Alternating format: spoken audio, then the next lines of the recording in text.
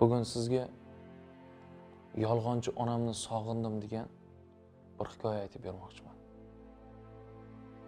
8 yoshli bolani onasi dunyodan ko'z yumdi. Dadasi farzandi qiynalmasligi uchun ikkinchisiga uylandi.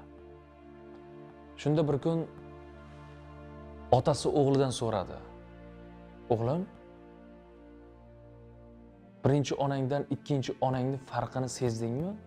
Farqi bormi deb so'radi. Shunda o'g'li aytibdi, "Ha, dada, bor farqi. Birinchi onam yolg'onchi edilar. Aytgan gaplarini ustida turmasdilar. Lekin ikkinchi onam aytgan gaplarini ustida turadilar", dedi. Shunda dadasi taajjublanib, "Nega bunday deyapsan? Qanaqasiga yolg'onchi edi?" deb so'raydi. Shunda o'g'il aytadi, "Agar o'yinni to'xtatmasang,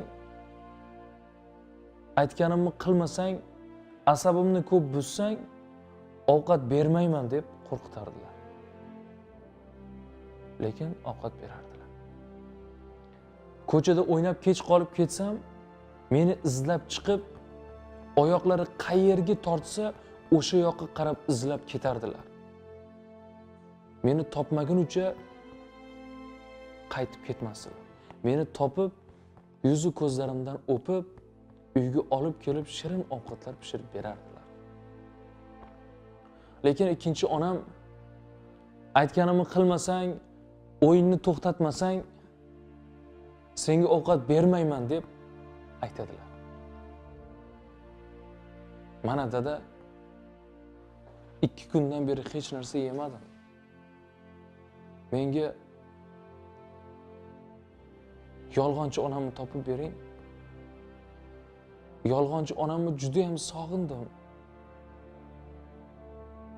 deb yig'lab olgan ekan.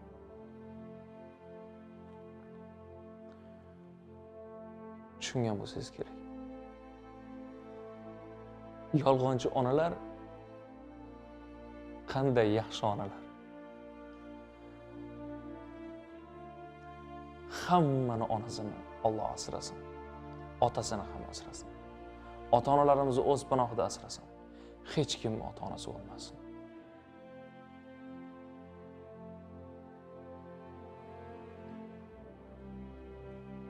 Salomat bo'lasiz.